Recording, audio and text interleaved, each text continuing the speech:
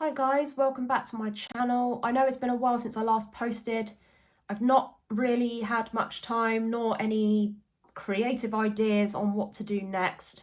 So this is again just another video of me sat talking to you. But yeah, this is going to be based around my Golf R and what I wish I'd known prior to buying it. So let's go. So first off, I do want to start by saying that I am really enjoying the car. I love how it drives. I still can't believe I own a car that I dreamt about owning, never thought I would own, was on the fence about for a long time. I am still really enjoying the car, but I'd like to give my honest feedback on how I have actually felt since purchasing it. You know, a mixture of feeling overwhelmed, thinking, have I done the right thing? And yeah, just sort of, I don't know, maybe help other people who are considering buying this car or buying a car of similar age. The sorts of things to just be mindful of and things that I've realised that I didn't quite know before buying it. That, yeah, just things that you realise are probably going to cost more money. Just things to be mindful of, really. So something that I guess wasn't really much of a surprise was the amount that the tax cost on this car. Now with my previous Scirocco, I think it was about 250. I don't even think it was that much for the year. This car is just shy of £400 for the year. Now that, I say it didn't surprise me. I was expecting it to be more, but not that much more. So I'd say if you are considering buying this car or an older car, yeah, just be prepared for paying more in tax. Yeah, after buying the car, it was kind of like, whoa, okay. And yeah, I mean, I guess I should have researched that a little bit more before getting it, but it's more of a so excited to get the car that you overlook all those things, and people say, oh, it's going to cost you more, and my reaction would just be, yeah, I know, but it's worth it. It's my dream car. I'll spend whatever it takes. And then you get to it and you're like, oh, I don't have the money to spend whatever it takes. So yeah, tax is definitely a big thing. Do your research on that before you buy anything. I mean, at the end of the day, it depends how you pay it as well. I personally choose to pay mine monthly just because at the time, buying a house as well, I just didn't have any extra to be paying that outright. So there is that option. But yeah, it was definitely a bit of a shock to the system and definitely something I would recommend you look into prior to purchasing. Now, another thing to be mindful of is insurance companies. I was told prior to buying the car that not many insurers would want to insure my car specifically because it's an import. So I guess this is more for if you're buying an imported car, just be mindful that the insurance might not be as easy to get, therefore be more expensive. Now, I personally didn't find this with my car, funnily enough. I actually managed to get it insured relatively, I think, a decent price. So this one's more of a just be aware of it, but it didn't really affect me. In fact, insurance, I think, on this car is probably the least of my worries. But yeah, now this covers a wide range really, but the general maintenance and upkeep of a 15-year-old car. Again, I was warned about it. I told everyone, nope, that's fine. I will pay whatever it takes to keep this car maintained. And now I'm so paranoid about something going wrong.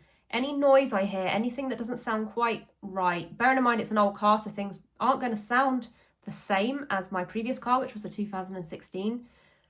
There's a lot getting used to, and I think I'm just constantly on edge that something's going to go wrong and it's just going to cost me a lot of money. People tell me horror stories with the Golf R, as in the MK6 Golf R, and yeah, it's definitely a worry. I did just have DSG service done on it, which didn't cost too much. I had various quotes, one being ridiculously high.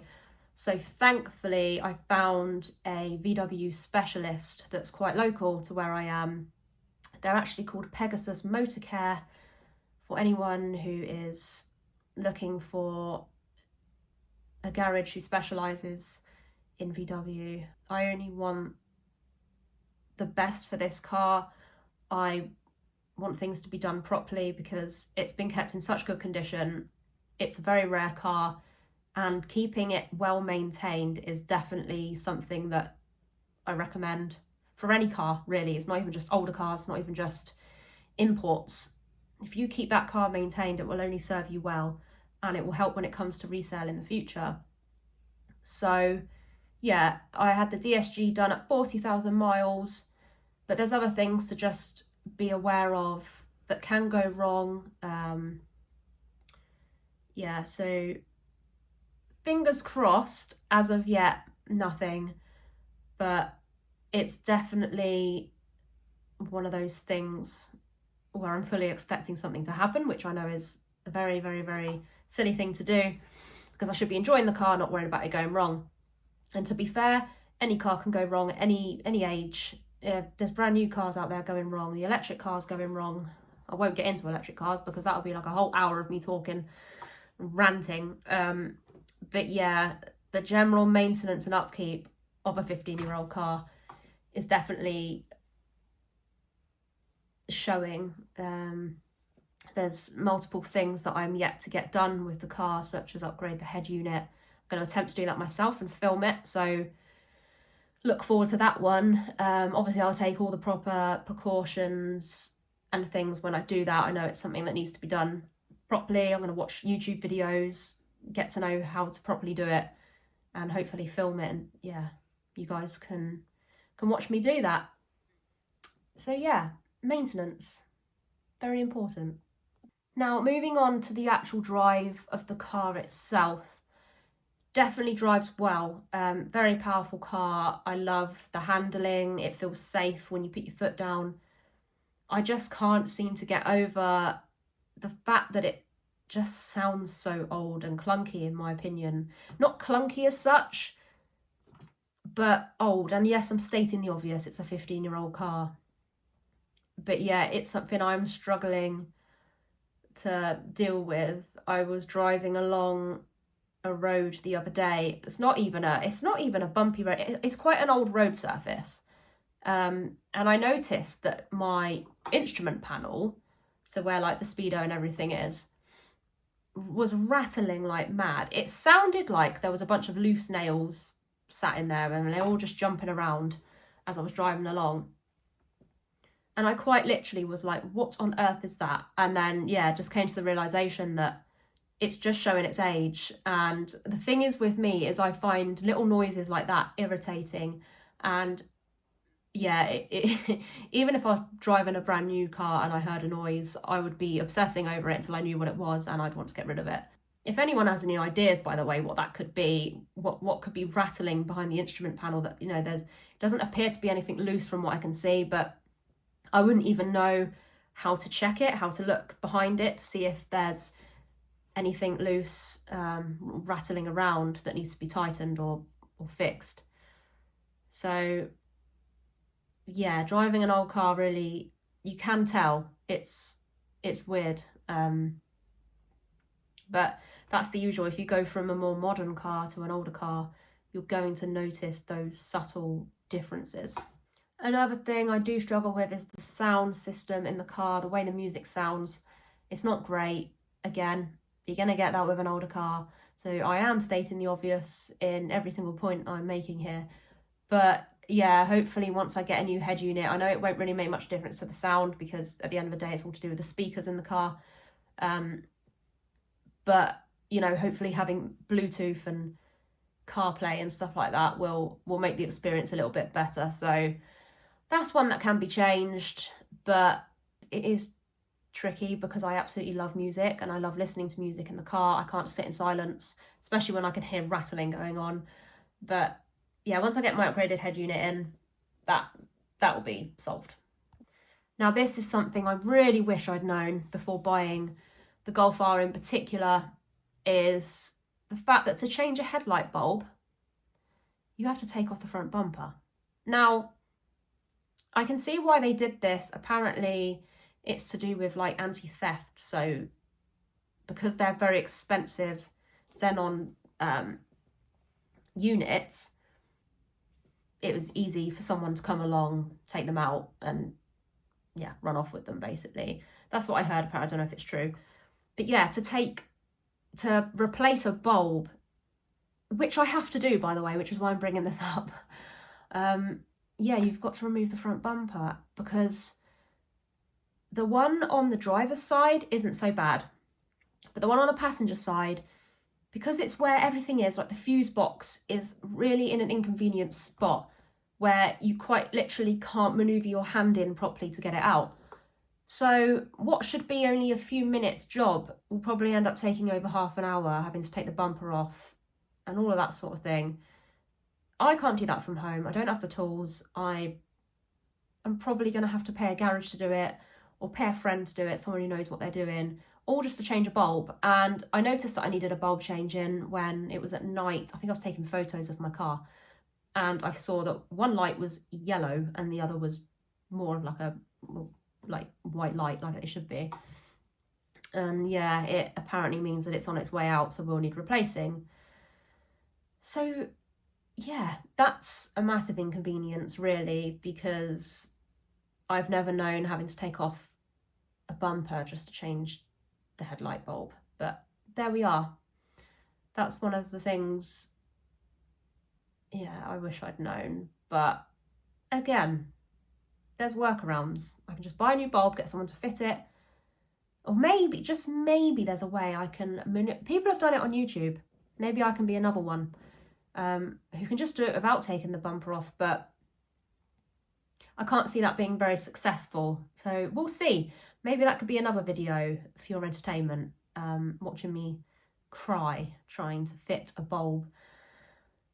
But yes, that is a big one. And yeah, if you buy the car, make sure the bulbs are all working as they should. Otherwise, you will face that same pain as me. So other than those points, the car overall, I'm very happy with it. There is some part of me that will always think, did I do the right thing? But people that know me, they know that when I get my heart set on something, I won't rest until I get it. So if I had decided to have purchased maybe a newer Golf R, or just another car in general that was newer, I would have still wanted the Mark 6. So either way, I wouldn't have been overly happy, if that makes sense. But I am happy that I went with my gut, and I do think I made the right decision. And I think maintaining this car as best as I can will definitely work in my favour. Obviously, I'm hoping that this car doesn't give me any issues. You know, we are coming up to colder months now, so that would be when I really see potential issues come up. But like I say, keep the maintenance on it well, and it will serve me well. That's the bottom line, really. If you are looking at buying the Mark 6 Golf R, I do recommend it. I just would highly advise that you make sure you get one that has been looked after. Don't get one that's been ragged about. Don't get one that's been heavily modified. The fact that mine literally just had a stage 1 remap and that's it. The rest of it is, you know, as it was. The condition of it it's immaculate. I cannot complain in terms of the condition of it. I'm very, very, very fortunate to own this car. So I hope this helps anyone who's looking at buying it. I hope I've not put you off. The aim of the video is not to put anyone off buying it. That's not my intention at all.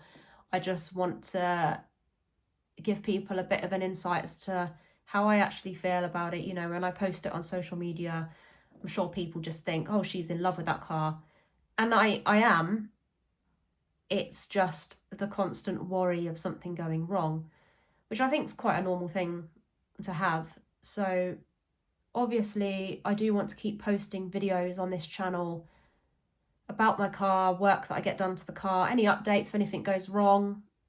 I want to share it with you, so you can share you can be with me on my journey of owning this car. But for now, if you're new here, if you could please subscribe to my channel, I promise I will start posting more. I just need to get some more ideas of what I can do. And thank you if you're still here watching. It really means a lot to me, and I hope you all have a lovely week. Bye.